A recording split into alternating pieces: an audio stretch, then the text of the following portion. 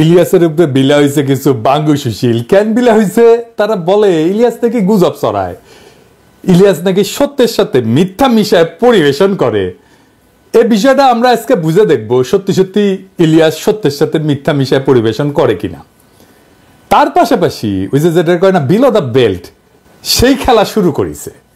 কইতেছে ইলিয়াস নাকি million million dollar income করে। উরে বাবা, ভিডিওর ভিউ থেকে সোশ্যাল ব্লেড নামে একটা সাইট আছে, উঠে গেলে দেখবেন যে এই কোন সাইট কোন ইউটিউব চ্যানেলের কেমন ইনকাম হবার পারে, হ্যাঁ, এটা একটা ধারণা দেওয়ার চেষ্টা করে। ওইটা দেখিয়া বাঙ্গুলিটা ভাবিছে বা এটা চমৎকার জায়গা পেয়েছি তো, বিশাল প্রচুর জ্ঞান আহরণ করিচ্ছি তো।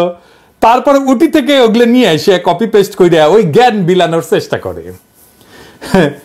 যারা অনেকদিন থেকে ইউটিউবিং করেন, ইউটিউব করতে করতে বাল পাকায় ফেলছেন, তারা ইলিয়াসের ভিডিও যদি দেখেন তাহলে বুঝতে পারবেন যে ইলিয়াসের ভিডিওর বেশিরভাগ ভিডিওর এই মনিটাইজেশন মানে টাকা আসে না আর কি। এইটা শুধু ইলিয়াস না, সারা দুনিয়া যারা অ্যাক্টিভিজম করে তাদের জন্য এটা একটা বড় সমস্যা। কারণ তাদের ভিডিওতে ভায়োলেন্স থাকে, ভায়োলেন্ট ছবি থাকে, ভায়োলেন্ট ক্লিপ থাকে। এইসব থাকলে যারা ইউটিউবে বিজ্ঞাপন দেয় না পণ্যের, ওইরা বিজ্ঞাপন দিতে রাজি হয় না। ওদের একটা স্ট্যান্ডার্ড আছে, কমিউনিটি স্ট্যান্ডার্ড। ওইটার মধ্যে ভায়োলেন্ট ছবি, রক্তপাত ইত্যাদি ইত্যাদি এইসব থাকলে ভিডিও মনিটাইজেশন করা যায় না। এটা ছাড়াও ওই দেখেন পুলিশ মার্চ করিচ্ছে, মারিচ্ছে, এই সমস্ত জিনিস থাকলে, মিলিটারি মার্চ করিচ্ছে, রক্তপাত হচ্ছে, এইরকম জিনিস থাকলে কখনোই ওই ভিডিও মনিটাইজেশন করা যায় না। এটা ছাড়াও আরো সমস্যা আছে, সেটা হইতেছে পলিটিক্যাল ভিডিওতে রিপোর্ট হয়, প্রচুর রিপোর্ট হয়। অনেক বেশি যদি রিপোর্ট হয় তাহলে মনিটাইজেশন অফ হয়ে যায়। ইলিয়াস যদি মিলিয়ন মিলিয়ন ডলার কামাইতো তাহলে উবের চালায়, তার পেট চালাইতে হইতো না। যারা মেলা চেষ্টা চরিত্র করিছে, ইউটিউবার হবি, ফেসবুকার হবি, মেলা মানুষ চিনবি, যারা যখন পারেনি তখন ওই ঈর্ষা ওটা ঢেলে দেয় ইলিয়াসের উপরে। আপনি চিন্তা করেন, যে ছেলেটা সারাদিন আসলে উবের চালায় নিজের পেট চালানোর জন্য, কতখানি নির্মম, কতখানি অসংবেদনশীল হইলে, কতখানি প্রতিহিংসা পরায়ণ হইলে এইরকম একটা অপবাদ দেয় একজন অ্যাক্টিভিস্টকে। ইলিয়াসের হয়তো সীমাবদ্ধতা আছে, সবারই আছে, আমারও আছে, কিন্তু বাংলাদেশের প্রশ্নে, বাংলাদেশের স্বার্থের প্রশ্নে, বাংলাদেশের জাতীয় স্বার্থের প্রশ্নে ইলিয়াস কখনো কোথাও কাউকে ছাড় দেবে না। ইলিয়াস ব্যক্তিগত লাভের জন্য দেশের স্বার্থকে কোনোদিন বিকায় দেবে না, এটা বিক্রি করবে না। এই জন্যই দেশের মানুষের অকাতর ভালোবাসা পাইছে। দেশের মানুষ না যখন কাউরে ভালোবাসে এমনি এমনি ভালোবাসে না, সে বুঝে যে কারে ভালোবাসা যায় আর কারে যায় না। অবাক ব্যাপার হইতেছে কি, যারা একসময় ইলিয়াসের ভিডিও প্রশংসা করেছিল এখনই তারা উচ্চ কণ্ঠে সমালোচনা করছে। যাই হোক, আসেন আমরা দেখি ইলিয়াসের ভিডিও নিয়ে কথা বলি। আমি আসলে ভিডিওর কন্টেন্ট নিয়ে কথা বলবো না, আমি দেখব যে এই যে গুজব টুজব বলতেছে, সত্য মিথ্যা মিশানো বলতেছে, ওই বিষয়টাই দেখব। আসলে আমরা আসলে দেখি সত্য কারে বলে। দেখেন, আমরা যদি ধর্মের দিক থেকে দেখি তাইলে সত্য কই থাকে? সত্য কিন্তু সবসময় খোদাই, ঐশ্বরিক, এটা আদার ওয়ার্ল্ডে থাকে, এটা ঈশ্বরের কাছে থাকে, সৃষ্টিকর্তার কাছে থাকে। আমরা সত্যের নিকটবর্তী হওয়ার চেষ্টা করি। মিডিয়ার কাজ কি সত্য বলা? প্রশ্ন শুনে মনে হইতে পারে হ্যাঁ, মিডিয়ার কাজ তো সত্য বলাই। আসেন আমরা একটা ঘটনা দিয়ে এই মিডিয়ার সত্য বলার ঘটনাটা দেখি। ওই যে প্রথম আলোর সামনে যে জিয়াফতের ঘটনা ঘটেছিল না, জিয়াফতের দিন কি করেছিল? পুলিশ পিটাইছিল, তাই না? বিনা উস্কানিতে আলো নিভাই দিয়া সবাই রে পিটায় সরাই দিছিল লাঠিচার্জ কইরা। কিন্তু ওই ঘটনাটা প্রথম আলো কিভাবে লিখলো যারা ওইখানে জিয়াফত করতে গেছিল তারাই বিশৃঙ্খলা করেছে, তাই না? বিশৃঙ্খলা কে করলো? যারা জিয়াফত করতে গেছিল, যারা মাইর খেলো, তারাই নাকি বিশৃঙ্খলা করছিল। স্পষ্ট ভিডিও ফুটেজ আছে, আমি দেখাইছি, আজ আর দেখাইলাম না। দেখেছেন তো, আলো নিভাই দিয়ে খুব শান্ত, বিনা উস্কানিতে যে জমায়েত, তার উপরে লাঠিচার্জ শুরু করলো বিনা কারণে। ওইখানে আলো নিভাইছে পুলিশ, কখনো ওখানে আলো নিভানো হয় না। তার মানে পুলিশ জানতো, প্রস্তুতি নিছে যে তা মারবে, তারপরে বিনা উস্কানিতে ঝাঁপায় পড়ছে। শুধু যে ঝাঁপায় পড়ছে তাই না, একজন অ্যাক্টিভিস্টকে ধইরা প্রথম আলো অফিসের মধ্যে ধরে নিয়ে গেছে, ওইখানে বিভৎসভাবে নির্যাতন করছে। প্রথম আলো নিউজে ওইগুলো আছে যে আলো নিভাই দেওয়া হয়েছিল, বিনা উস্কানিতে মারপিট করা হয়েছে। একজনকে প্রথম আলোর অফিসে নিয়ে যায় মারপিট করা হয়েছে? আছে? নাই। তার মানে প্রথম আলো ঘটনার একটা দৃষ্টিকোণ থেকে, তাদের দৃষ্টিকোণ থেকে সংবাদ হিসেবে উপস্থাপন করছে। প্রথম আলোর উল্টা পাশের অংশ যারা, মানে আমরা, তাদের কণ্ঠস্বরকে স্তব্ধ করে দিছে।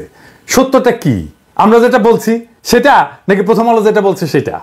সম্ভবত এই ঘটনার আরো অনেক দৃষ্টিকোণ আছে, কারণ আমরা দুইটা পক্ষ, প্রথম আলো এবং আমরা। প্রথম আলো একটা পক্ষ, আমরা আর একটা পক্ষ। তাহলে একটা তৃতীয় নিরপেক্ষ বা অন্য আর একটা পক্ষ, আরো 3-4টা পক্ষ থাকতে পারে। সবগুলো দৃষ্টিকোণ কি একটা সংবাদ মাধ্যম প্রকাশ করে? করে না। সে করে তার জন্য যেটা সবচেয়ে সুবিধাজনক সেটা প্রকাশ করে। মিডিয়া যা প্রকাশ করে সেটা ঘটনার প্রতিক্রিয়া প্রকাশ করে, ঘটনা না। আসল ঘটনাকে সে পুনর্নির্মাণ করে, বানায়। সে পুনর্নির্মিত ঘটনাকে একটা ঘটনা হিসাবে প্রচার করে, এবং এই ঘটনার বাইরে যেগুলো, সেগুলো হয়ে যায় গুজব। আমি একটা এক্সাম্পল দিই। মানবতা বিরোধী অপরাধের আদালতে সংবাদপত্রে প্রকাশিত সংবাদকে সাক্ষ্য হিসেবে ধরা হয়েছিল। দুনিয়ার সব সাক্ষ্য আইনকে বুড়া আঙুল দেখায় সংবাদপত্রে প্রকাশিত সংবাদকে সাক্ষ্য হিসেবে ধরা হয়েছিল। আমরা বলছিলাম এইটা হইতে পারে না, এটা অন্যায়, এটা অপরাধ। এইভাবে সংবাদপত্রে প্রকাশিত সংবাদকে সাক্ষ্য হিসেবে ধরা যায় না। সংবাদপত্রে যদি সত্য কথাই লেখা থাকে, তাহলে তাকে সাক্ষ্য হিসেবে ধরতে অসুবিধা কোথায়? অসুবিধা এইখানেই, সংবাদপত্রে সত্য কথা লেখা থাকে না, লেখা থাকে একটা দৃষ্টিকোণ। আসলে ক্ষমতা সংবাদ তৈরি করে, ঘটনাকে পুনর্নির্মাণ করে, তার বয়ানের বাইরে সে যেটা বলতে চায় সেটার বাইরে যেটা, সেটাকে সে গুজব বলে উড়ায় দেয়। সে নিজের বয়ানকে সত্য বলে দাবি করে, আর বয়ানের বাইরে যেটা সেটা হইতেছে গুজব। এবার বুঝছেন তো? আমারও তো বলে গুজববাজ। আমি তো পত্রিকার নিউজ টিউজ রেফারেন্স দেখাই, তারপরেও আমি নাকি গুজব ছড়াই। তার মানে গুজব হইতেছে তার বয়ানের বাইরে যেটা, তার বিশ্বাসের বাইরে যেটা, সেটাই গুজব। কিন্তু ধরেন মিডিয়া যেটা প্রকাশ করে, অথবা যেটাকে তারা গুজব বলে দাবি করে, এটা কিন্তু সত্য বা মিথ্যার বিষয় না। এই দুটেই হইতেছে পারসেপশন। এটাকে বলা যাইতে পারে ধারণা। কোন কোন পারসেপশন, কোন কোন ধারণাকে লোকে বিশ্বাস করে, এটাকে বিশ্বাসযোগ্য বলে মনে করে। এমনকি এইরকম ধারণা যে ক্ষমতার গদিকেও কাঁপায় দিতে পারে। আপনি যেটাকে বিশ্বাসযোগ্য বলে ভাববেন সেটা কিছু পূর্ব শর্ত আছে, সেই পূর্ব শর্তগুলো পুরো হইলে বিশ্বাস পোক্ত হয়। আমি একটা এক্সাম্পল দিই। ধরেন র‍্যাব কইতেছে যে হেলিকপ্টার থেকে গুলি করা হয় নাই, কিন্তু আমরা জানি, আমরা বিশ্বাস করি হেলিকপ্টার থেকে গুলি করা হয়েছে। তার মানে বুঝছেন তো, আমরা যেটা মনে করতেছি এইটা বিশ্বাসযোগ্য। ধরেন গার্মেন্টসের কোনো শ্রমিকের উপরে বা বাসায় কাজের মেয়ে, কাজের ছেলের উপরে যে টর্চার হয়, এই ঘটনাগুলো খুবই বিশ্বাসযোগ্য ঘটনা। 1857 সালে সিপাহী বিপ্লব হয়েছিল, ওইখানে রটনা হয়েছিল যে ওই যে কার্তুজের মধ্যে শূকর আর গরুর চর্বি একসাথে মিশায় দেওয়া হয়েছে, এবং কার্তুজটা মুখ দিয়ে কাটতে হইতো।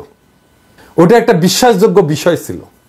এই যে পারসেপশন বা জনতার মধ্যে যে ধারণা, বিশ্বাসযোগ্য ধারণা তৈরি হয়, এইটাকে নিয়ন্ত্রণ করার জন্যই মিডিয়ার জন্ম। মিডিয়া মানেই জনতার পারসেপশন বা ধারণাকে নিয়ন্ত্রণ করা। মিডিয়া মানেই একটা প্রোপাগান্ডার মেশিন। মিডিয়া কোন একটা পারসেপশন বা ধারণাকে সত্য বলে দাবি কইরা রটাইতে থাকে। এখন ক্ষমতার কি দরকার?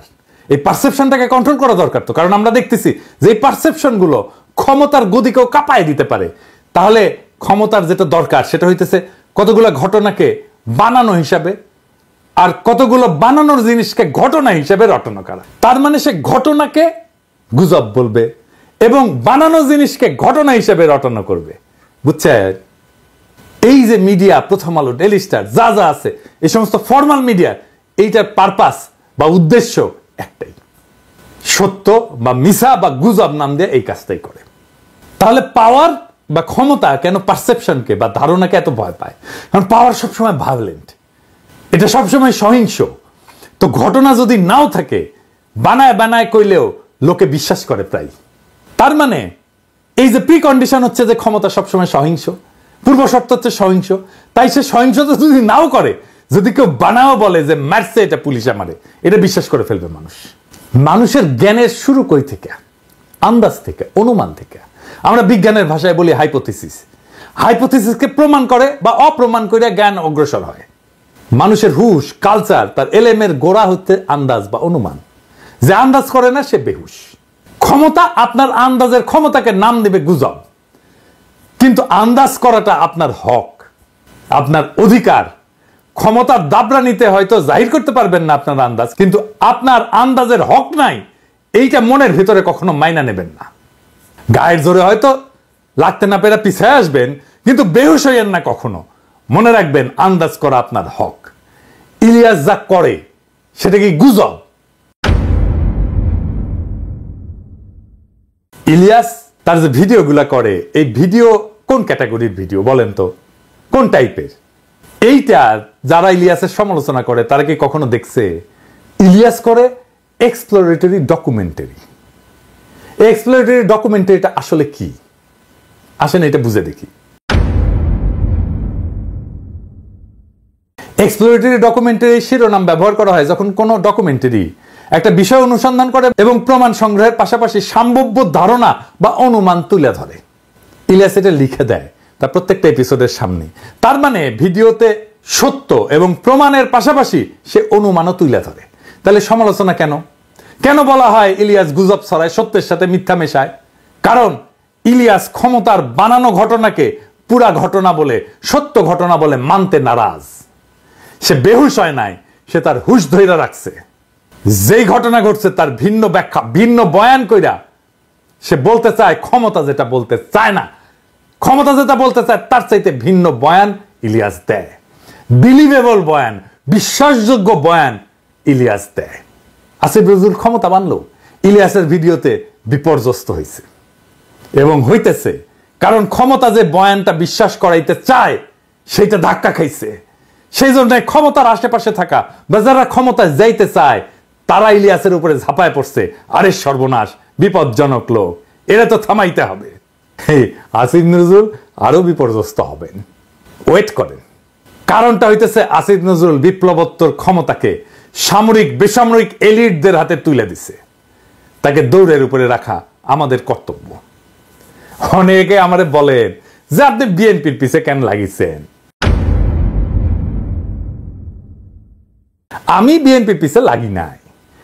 আমার দীর্ঘদিনের পর্যবেক্ষণের ফল হইতেছে বিএনপি তাদেরকে পছন্দ করে যারা ওই যে সোহাদির বডিগার্ড, প্রেমিক, হ্যাঁ মুজিব প্রেমিক যারা, তাদেরকে বিএনপি প্রচন্ড প্রচন্ড প্রচন্ড প্রেম দেয়।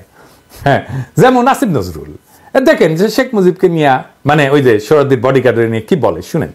এই বই পড়লে মানুষের হতবাক, বিস্মিত, মানে অকল্পনীয় একটা রিয়ালাইজেশন সামনে যাওয়া ছাড়া উপায় নাই। একটা নেতা, এত বড় একটা নেতা বাংলাদেশে জন্ম নিয়েছিল। আমার প্রথম কষ্ট এই বইটা পড়ে যে এত বড় একটা নেতা বাংলাদেশে জন্ম নিয়েছিল, আমরা কোনোদিনও রিয়ালাইজ করতে পারলাম না until the publication of this book. আমি রাজনীতির বই কম পড়ি নাই, বঙ্গবন্ধু নিয়ে যারা লিখেছেন তাদের যে কোনো বইয়ের চেয়ে বঙ্গবন্ধুর নিজের আত্মজীবনী অনেক অনেক বেশি অসাধারণ ইন টার্মস অফ এভরিথিং। সাহিত্যমূল্য বলেন, ইম্পার্শিয়ালিটি বলেন, অবজেক্টিভিটি বলেন, স্টোরি টেলিং ক্যাপাসিটি বলেন। এবং আমি আপনাকে কি বলবো, আমি এই বইটা পড়ে আমার কয়েকবার মনে হয়েছে আমি একটা আর্টিকেল লিখি যে শেখ হাসিনাকে ধন্যবাদ, যিনি এই বইটা আমাদের সামনে হাজির করে দিয়েছেন। দেখেছেন আমি তো আর আসিফ নজরুলের মতো মুজিব প্রেমিক হইবা পারবো না। তো রাস্তা আছে তাইলে আমার জন্য তো কোনো রাস্তা নাই যে বিএনপি আমাকে প্রচুর প্রেম দিবে। তাও খুঁজতে দেখলাম তো যারা বিএনপি বাম্বু দেয় তাদেরকে বিএনপি প্রচুর প্রেম দেয়। যেমন ধরেন মতিউর রহমান, দেখেন সে কি বলে এই গ্রেনেড হামলা নিয়ে। ঘটনার 15 বছর পর এটার বিচার হয়েছে, 19 জন মৃত্যুদণ্ড দেওয়া হয়েছে, 19 জনকে যাবজ্জীবন কারাদণ্ড দেওয়া হয়েছে, আরো অনেককে বিভিন্ন মেয়াদে শাস্তি দেওয়া হয়েছে।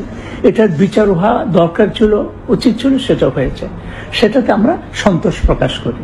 বিএনপি সরকার বেগম খালেদার নেতৃত্বে তার এই ঘটনার কোনো তদন্ত করতে দেয়নি, বিচার তো দূরের কথা, বরং তারা এই ঘটনাকে উল্টো মুখে প্রচার চালিয়ে এই সব দায় আওয়ামী লীগের উপরে দেওয়ার চেষ্টা করেছিল। শুধু আওয়ামী লীগ না, একই সঙ্গে আমাদের প্রতিবেশী ভারতকে জড়ানোর চেষ্টা করা হয়েছিল।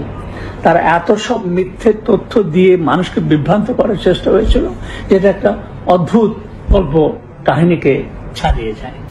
দেখেছেন সেই বলে গ্রেনেড হামলায় তারেক রহমানের শাস্তি হয়, সে সন্তোষ প্রকাশ করেছে। গ্রেনেড হামলায় তো সবাই খালাস পেয়ে গেছে, তাই না? তাইলেও কেন সন্তুষ্ট হয়েছিল যে তারেক রহমান একটা সাইজ হয়েছে।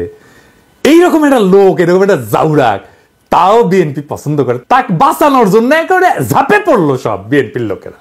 আবার দেখেন আসিফ নজরুল কি কয় এই গ্রেনেড হামলা নিয়ে, এই যে দেখেন এটা নাকি বিএনপির দায়, তার মুখেই শুনেন।